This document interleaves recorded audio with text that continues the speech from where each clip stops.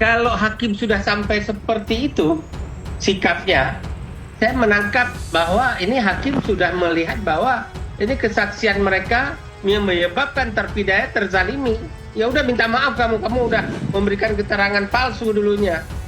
Jadi hakim sudah sampai kesimpulan itu. Kalau enggak, ngapain hakim berinisiatif, hey saksi minta maaf loh kepada 6 terpidana. Ngapain dia ngomong begitu? Berarti hakim sudah yakin ini 6 orang ini terzalimi gara-gara keterangan palsu kalian dulu di persidangan semula. Minta maaf tuh sekarang katanya. Ya, kalau enggak untuk apa dia suruh minta maaf? Dan kalau saya melihat ini, kalau saya jadi Pak Jutek, ini sudah senyum-senyum kepuasan. Iya. Itu oknum itu dong yang dibasmikan. Ya silakan Pak Bareskrim untuk menaikkan status dari Pak Rudiana. Penangkapan memang benar terjadi penganiayaan atau istilahnya kekerasan gitu yang dialami mereka oleh oknum aparat, begitu? Ya betul, sengaja tadi kami tekankan untuk dicatatkan menjadi catatan dan fakta di sidang di peninjauan kembali ini. Oleh karena betul bahwa mereka kan dalam memberikan keterangan kemarin sebagai saksi, kami satu demi satu menunjukkan ini foto kalian bukan. Iya, sudah dikonfirmasi semua. Dapat kami pastikan foto yang kami tunjukkan bukan foto rekayasa, bukan foto editan, dan itu bukan foto yang ditemukan atau diada-adakan, tapi benar peristiwa dan itu foto mereka dan sudah dikonfirm oleh yang bersangkutan sendiri. Itu yang pertama. Yang kedua adalah foto itu juga sudah dikonfirm oleh saksi lain. Ya, dan hari ini kami konfirm kembali kepada Pak Sahuri, pemilik rumah makan yang ada di depan tempat cuci mobil depan Ait dan Dede, bahwa satu hari tepatnya tanggal 1 September 2016, satu hari setelah mereka ditangkap, ternyata dia juga melihat foto tersebut. Dapat kami pastikan bahwa keadaan mereka dan berubah menjadi babak belur seperti yang ada di foto hanya dalam satu hari, dari 31 Agustus 2016 sampai 1 September 2016. Jadi pasti bukan di Polda Jabar atau di tempat lain, sudah kami pastikan ya melalui fakta persidangan hari ini. Ya silakan Pak Bareskrim atas laporan kami kepada Bapak Rudiana dan kawan-kawan. Sekali lagi yang sudah berjalan, fakta-fakta yang hadir di persidangan ini saya pikir sudah cukup bukti yang sangat kuat untuk menaikkan status dari Pak Rudiana. Menurut saya ya, ini lagi peristiwa yang menimpa para terpidana di Eki dan Vina ini di Cirebon, sungguh miris. Ya, saya rasa kemarin 2 hari cukup kita disuguhkan dengan drama yang mengurai air mata. Ya, menurut saya cukuplah air mata kita cukup sampai hari ini, dan jangan ada terjadi lagi terpidana-terpidana lain yang dikejar pengakuannya. Saya mau tekankan sekali lagi, dalam situasi perang antar negara yang saling membunuh, ya, bahwa menyiksa tahanan-tawanan perang itu adalah pelanggaran berat. Apalagi ini menyiksa orang untuk mendapatkan pengakuan. Ya, sudah disampaikan di dalam ilmu perang, ya, ada mereka aja ketika perang itu ada etika. Ya, seperti orang terjun payung, ketika itu belum mendarat di kaki di bawah tanah, kakinya belum ini, itu nggak boleh ditembak di udara ketika mereka terjun payung itu. Itu etikanya di dalam situasi perang dan angkatan bersenjata yang dilatih untuk membunuh. Ya, bagaimana aparat negara yang katanya harus melindungi masyarakat melakukan demikian? Ini kita stop lah. Toh ini oknum menurut saya bukan melibatkan institusi. Sehari loh, dalam tadi terkonfirm 31 Agustus mereka ditangkap, 1 September sudah babak belur oleh oknum. Itu oknum itu dong yang dibasmikan. Jangan sampai menyeret institusi Mabes Polri atau Polri yang begitu besar.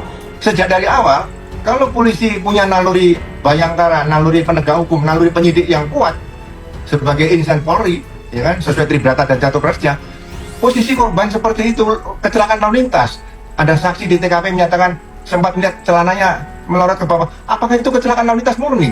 Dari situ saja sudah bisa dipastikan ini pasti ada pidana. Posisi korban tidak rapi dan sebagainya, ini kan pasti ada pidana. Jadi tidak boleh ada seseorang siapapun termasuk keluarga yang menghalangi kalau polisi menghendaki otopsi dilaksanakan saat itu juga.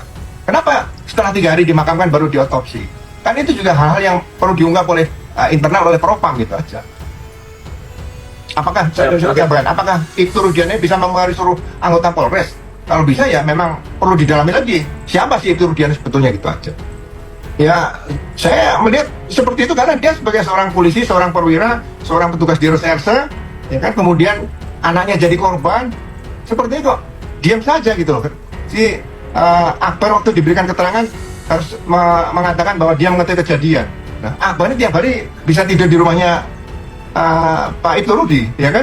Kenapa dia tidak melaporkan apa yang dia lihat, misalnya dia melihat gitu loh. Kenapa baru cerita kepada penyidik? Ini kan nilai kebohongannya bisa dibaca. Ada yang lain yang kami cari. Ini kami semua pro bono. Kami semua tidak dibayar. Kami bahkan melakukan ini secara sukarela. Ya, kami tidak mencari namanya ketenaran. Kami tidak mencari apapun. Kami hanya ingin menegakkan keadilan dan kebenaran. Ya, semoga kebenaran dan 7 terpidana ini dapat dibebaskan dari upaya yang kita lakukan. Terima kasih masyarakat yang sudah mendukung kita semua selama ini. Terima kasih. Sejumlah saksi dalam sidang peninjauan kembali atau PK 6 terpidana kasus pembunuhan Vina dan Eki Cirebon mengaku mengalami penyiksaan dan terpengaruh Ibtu Rudiana, yaitu ayah Eki, pada saat proses BAP pada tahun 2016 silam.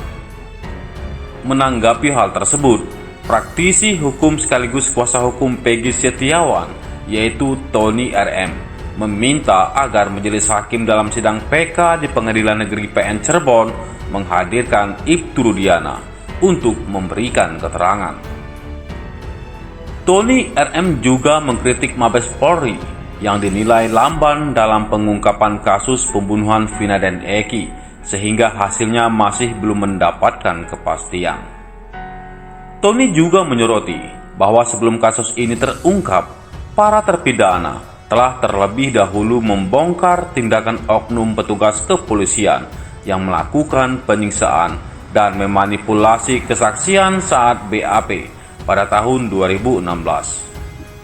Tony juga menambahkan, seharusnya tim dari Mabes Polri segera mengumumkan hasil investigasinya sebelum para terpidana membeberkan hal tersebut di pengadilan. Apabila sudah terlanjur dibongkar oleh terpidana, maka hal ini bukan lagi dianggap sebagai prestasi bagi tim khusus Mabes Polri. Ia juga meminta agar kesaksian para saksi dalam sidang PK dapat dijadikan petunjuk bagi tim khusus Mabes Polri untuk mengungkap kasus pembunuhan Vina dan Eki. Gunakan keterangan saksi-saksi dalam sidang PK 6 terpidana ini sebagai petunjuk untuk kembali memeriksa saudara Rudiana dan anggota-anggota yang disebut oleh para terpidana telah melakukan penyiksaan di ruang unit narkoba Polres Cirebon Kota, pungkasnya. Ya, berdasarkan keterangan para terpidana dalam sidang peninjauan kembali 6 terpidana di Pengadilan Negeri Cirebon, para terpidana mengaku disiksa di ruang unit narkoba Polres Cirebon Kota. Lalu apa yang harusnya dilakukan Polri? Tim khusus yang dibentuk oleh Mabes Polri seharusnya segera menindaklanjuti keterangan para terpidana yang disampaikan secara resmi di persidangan PK di Pengadilan Negeri Cirebon itu. Evaluasi kembali keputusan Mabes Polri yang saat itu diumumkan oleh Kadif Humas Polri Irjen Sandi Nugroho yang mengatakan bahwa hasil pemeriksaan Propam Polri Rudiana tidak ada pelanggaran. Evaluasi kembali. Faktanya dari keterangan para terpidana, Rudiana ini melakukan penganiayaan bersama.